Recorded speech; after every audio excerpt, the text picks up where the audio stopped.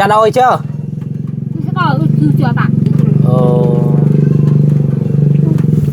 เราไม่ได้กินข้าวคนว่ามีข้าวกินหมดแล้วหากมาแต่ห้าหน่อไม้นี่เนาะห้าหน่อไม้มาขายแล้วก็ซื้อข้าวเปิดภาพมาวันนี้เนาะมาหาทางเอื้อยเนาะเอื้อยที่บ่าวบุญคงถ่ายเพิ่นแหละเนาะจุตละโอ้เพิ่นหากมาแต่หาหน่อไม้พี่น้องเนาะฝนตกนี่กะมื้อนี้กะมาบ้านทางเอื้อยตุ้งเนาะเพิ่นกะอายุกะบ่แก่ปานใดเนาะอายุเพิ่นกะประมาณอยู่30นี่แหละพี่น้องเนาะ30หรือว่า35นี่แหละเนาะแต่ว่าเพิ่นเอาผัวตอนอันน่ะเต็มตอนยังน้อยแล้วก็ตอนนี้ผัวเราตายปะแล้วก็เลยอยู่น้ำลูกเนาะอยู่น้ำลูกนี่แหละเขื่อนเพิ่นพี่น้องเนาะตอนนั้นคือบ่าวบุญคงไปนั่นแหละเนาะพาพี่น้องอัปเดตตอนนั้นแหละเนาะบ้านเพิ่นก็ประมาณนี้แหละคนตกคนหัวกะโอ้เป็นตาสงสารเพิ่นพี่น้องเนาะ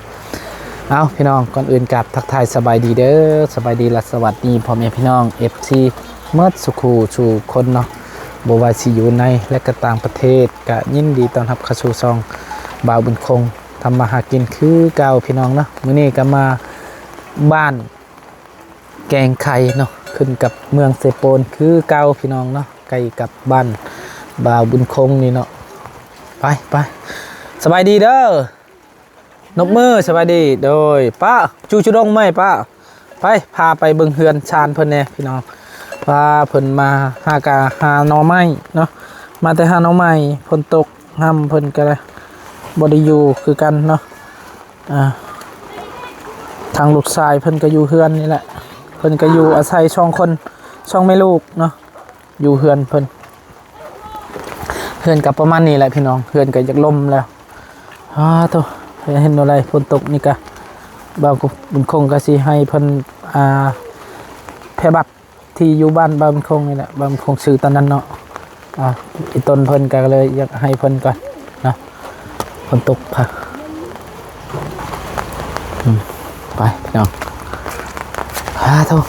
เนาะฝนตกนี่ก็ตลอดเลยช่วงนี้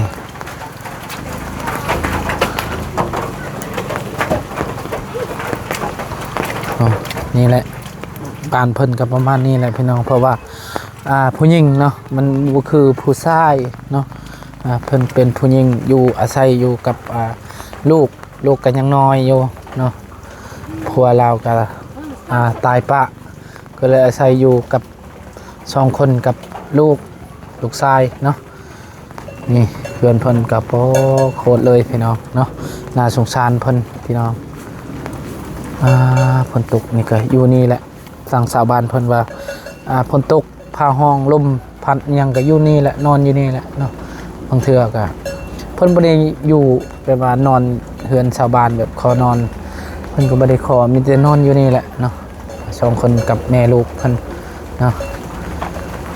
โธ่นี่คันใดก็ประมาณนี้ตอนบ่าวบุญคงเข้ามาตอนนั้นไม้ตัวนี้หักเนาะบ่าวบุญคงจนปิวโอ้เกือบนิดนึงนะเพราะว่าเพิ่นเป็นผู้หญิงก็เลยเฮ็ดบ่เป็นอย่างอยู่กับลูกชายตามลำพังเป็นน่าสงสารเพิ่นครอบครัวเพิ่นฝนตกนี่ก็โอ้ยอยู่จังใดเนาะอยู่จังใดนอนจังใดเพิ่นก็ประมาณนี้แหละพี่น้องเนี่ยบางคงมื้อนี้ก็พอดีมาบ้านทางอายะตุ้งนี่แหละเนาะชื่อเพิ่นอายะตุ้งเนาะอยู่กับมาอัปเดตอีกรอบนึงเนาะเพราะว่าตอนนั้นมากับฝนก็บ่ได้ตกตอนนี้ฝนตกก็คือสิอยู่ยากแหละนอนยากเพิ่นนอนก็ประมาณนี้แหละเนาะเพิ่นน่าตายต้นคือกันเพิ่นก็พี่น้องก็สิบางเทื่อก็ตะแลงก็สิเอาเพิ่นไปบัตรก่อนตาอีต้นเพิ่นพี่น้องเนาะเพิ่นชานบ้านอยู่เพิ่นก็ประมาณนี้อยู่2 คน เนาะกับลูกชายคือบ่าวมันคงว่าเนี่ยนะ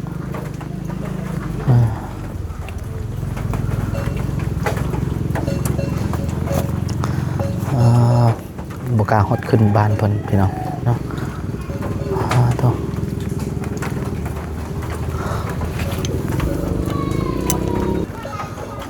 เพิ่นกับมาแต่ให้เนาะโอ้บกล้าฮอดขึ้นเพื่อนเพิ่นนี่หาหน่อไม้บักสลีคือสิแม่นมาแต่ให้นี่แหละเพิ่นเนาะสบายดีเด้อล่ะเด้อโดยติดไม้แน่ จ่ายต่อเองบ้างไม่หนักบ้างไม่เต้า ติด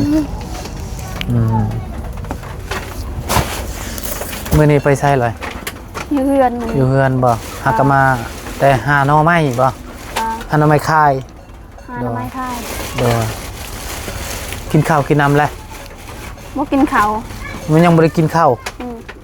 เป็นหยังคือมันยังบ่ได้กินข้าวซำนี้12โมงแล้วคือว่าบ่มีข้าวกินบ่ บ่มี บ่มีหมดแล้ว หมดแล้ว โดยมีแต่อดเอาแล้วบัดนี้เนาะอ๋อบางไปคงก็บ่ได้เอามีมาเนาะจนก็สิให้ทางน้องเพิ่นซื้อมีก่อนเนาะสบายดีอีกรอบเด้อเถอะเพื่อนเพิ่นพี่นี่เบิ่งขออนุญาตขึ้นเฮือนย่านเนี่ยบางไปคงพี่น้องย่านตำโพดเฮือนเพิ่นก็ได้โอ้เฮ้ยแต่ย่านนี่เลยเฮือนเพิ่นก็ได้อุ้ยก็เชียร์คือจอนมึงไงที่ไก่ดงไหมโอ้ย จ่ายก็ โอ้ยยานดิ ข้าวนั่งชะรงชะรง หัวหมดเห็นเพิ่นเป็นอะไรนอนกลางคืนนี่นอนอยู่นี่บ่เลย นอนอยู่นี่ โอ้แม่เจ้านอนอยู่ใช่บ่นี่ นอนอยู่นี่แม่คอยแล้วนอนอยู่นี่ โอ้ใต้ต้นเพิ่นพี่น้องนี่เรือนเพิ่นก็ประมาณนี้แล้วเนาะฝนตกหัวหมดเท่านี้เนาะ หมดไป เวลาแบบมีลมได้จ้ะมีลมก็นอนอยู่นี่แหละบ่ได้ไปคอนอนนำเพิ่นก็บ่มีเนาะโอ้เปียกหมดเท่านั้นเนาะ หมดเปียกแม่ โอ้ยเนาะพี่น้อง น้ำอยู่นี่ โอ้ยน้องเอ้ยเนาะเป็นตาสงสารเพิ่นพี่น้องตะแรงบางมีเวลานาบ่าวเชื่อเอาไผบัตรให้เด้อ โดย เอาไผบัตรแล้วเฮามุงตัวนี้เนาะ โดย เนาะมุงเพื่อเวลาฝนตกมันบ่หัวก็ใครแน่เนาะตรึบcái của đừng phải bắt on nào on mấy mùng này không hay mùng này chờ mía ăn tao muốn pu năng vậy không đi khâu nó อย่าหมดนกแน่ทำ rồi rồi khâu có bố mì gần du có bố mì van hàng cọp cua phânกันนักเนาะพี่น้องเป็นตายต้นเพิ่นก็ได้อยู่กับ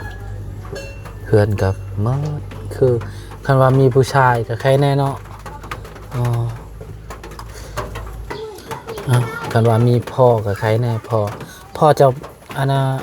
เราเป็นอย่างเสียบ่ ตายแล้ว โอ้ตายแล้วเนาะโดนแล้วอยู่นำแม่นี่ จะโดนแล้ว แต่จังน้อยเจ้าบ่เราตายปะโอ้ย น้อยคอย โดนก็แหละก็อยากเมปิดเช็คมอเช็ดอุ่นเจ้า คิดมาแน่ใจรีบอ่าน ก็เนาะแต่เก่าเพิ่นก็อยู่พุ่นละอยู่แถวเขตเมืองนองเนาะแต่ว่าพวกเราเชียร์แล้วก็อยู่นี่ปลุกเพื่อนอยู่นี่ก็จนเพื่อนก็จนล่มนี่แหละอยู่นำ2คนแม่ลูกชื่อเจ้าชื่อใจเนาะ ชื่อใจ โดยอายุจะปีแล้วจะฮู้บ่ บ่ฮู้มันกระโดด เจ้าเฮียนอยู่บ่หนังสือ ไม่ได้เฮียน โอ้ ปิดโรงเรียนครูปิดโรงเรียน บ่ได้เฮียนหาหน่อไม้มันยังนี่มาขายเนาะโดยหาหน่อไม้ขายแล้วก็ซื้อข้าวซอยแม่เนาะโดย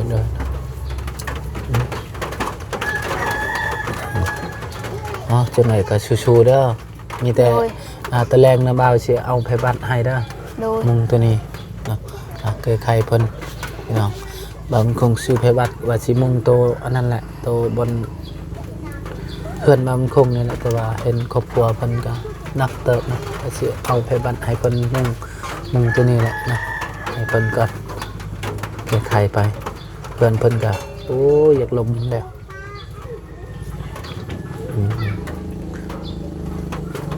กินเฮ็ดกินมีหยังก็อยู่ตารางนี่ กินอยู่ตลาดนี่ โดยเฮ็ดกินอยู่ตารางนอนอยู่นี่เนาะ นอนอยู่นี่อยู่นี่ อันนี้แม่นบ่นอนเจ้าอันนี้แม่นอยู่พุ่นแม่นบ่นอนแม่เจ้าโอ้เด้อไปเบิ่งเพื่อนเจ้ากันเด้อโอ้ยโถพี่น้องนี่เพื่อนเพิ่นก็โพดโพเนาะนี่ đi chơi rèn lại thấy อ๋อโถมาตอนนั้นก็บ่ได้อัปเดตเพื่อนเพิ่นนี่นี่เครื่องของเพิ่นก็เต็มอยู่เพื่อนนี่แหละเนาะแต่ว่าใครอยู่ในสังกะสีมันบ่ได้ค่อยหัวบัดนี้แต่ว่ามันบ่มีผ้ากระจาดนี่เพิ่นก็นอนอยู่นี่บัดนี้ นอนอยู่นี่คอยนอนอยู่นี่แม่นอนอยู่นี่ โดยอ๋อแม่เพิ่นนอนอยู่หั่น เด้อ เนาะอ๋อเนาะนะเกิดชีวิตคนเฮาเกิดมาเนาะ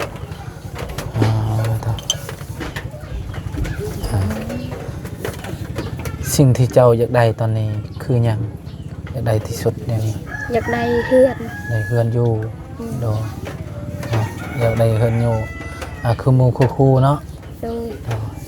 เป็นได้ความรู้สึกเจ้าแบบบ่มีเฮือนอยู่คือหมู่คู่ๆรักอายหมู่ประมาณนั้นแหละรู้สึกเจ้าก็มาแล้วบ่ก็มาแล้วเจ้าบ่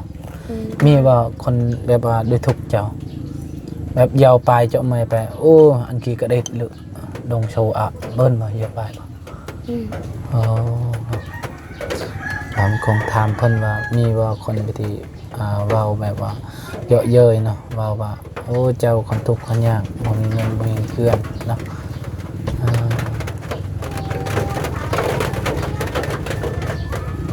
โอ้มาเมื่อกี้นี่ก็ฝนตกพอดีฝนเสาหากระเสานี่ด้วย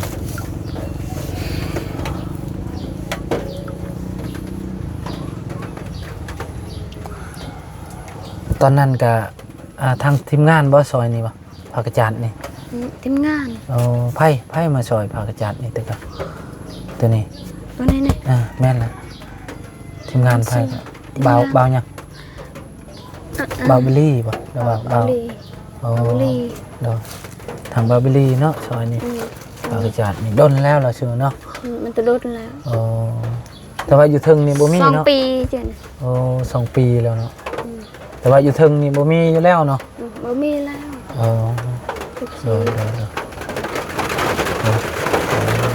เรียนคนกันนะ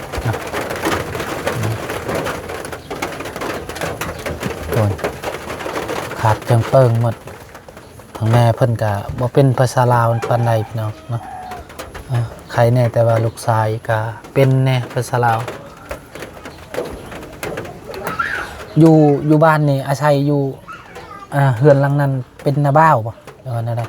นาบ้าวเจอเนาะแม่เฒ่าเจ้ากันยังมีเนาะแบบว่าพอตายจากแล้วก็มาอยู่อาศัยแบบนี้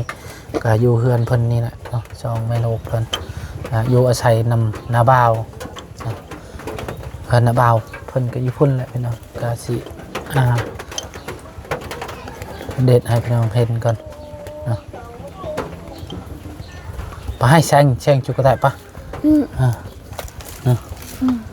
แซงไว้เนาะแซงเฉลยปกติไปโอ้ยยานได้เลยเฮือนเพิ่นพี่น้องเนาะยานอายเอ้ยโอ้ยยานหักคอยนี่จับยังกะโอ้ยมืนเลยเป็นตะยานแห้งเลยเฮือนเพิ่นโอ้ยโอ้โหเคยอยู่บ่ตกเฮือนตกแต่เฮือนเคยอยู่บ่เคยจักเทื่อแล้วตกแต่เฮือนแบบหมื่นได้ไร2 เทื่อเคยไม่ใช่ตัวแต่ดงไหมเคยไหนฉันรอแต่ไหนตัวแต่ไหนทรงเสื้อเจ้าบ่มีป่ะมีแต่เพิ่นเดียวนี่3 โต เออนี่เรือนเพิ่นพี่น้อง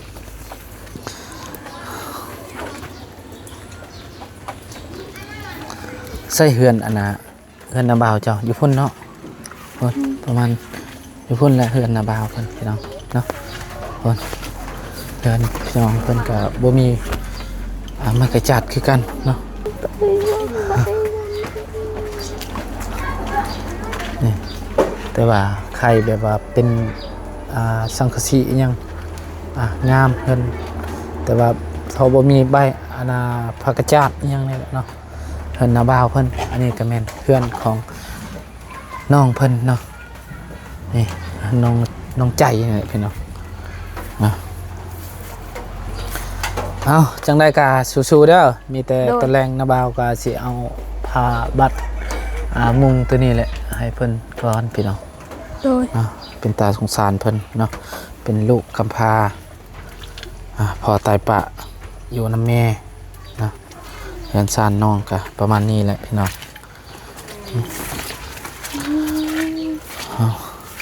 เอาทางรายการนาบ่าวกาสิกลับก่อนเด้อมาเอาเข้าไม้เนี่ยสู้ๆเด้อน้องเด้อ โดย พี่น้องแล้วก็สำหรับคลิปนี้บางคงก็ขอจบคลิปปิดคลิปไว้เพียงสำนีก่อนพ่อแม่พี่น้อง FC มดสุขสู่คนเนาะรับคลิปนี้เนาะกับคำว่าสบายดีเด้อ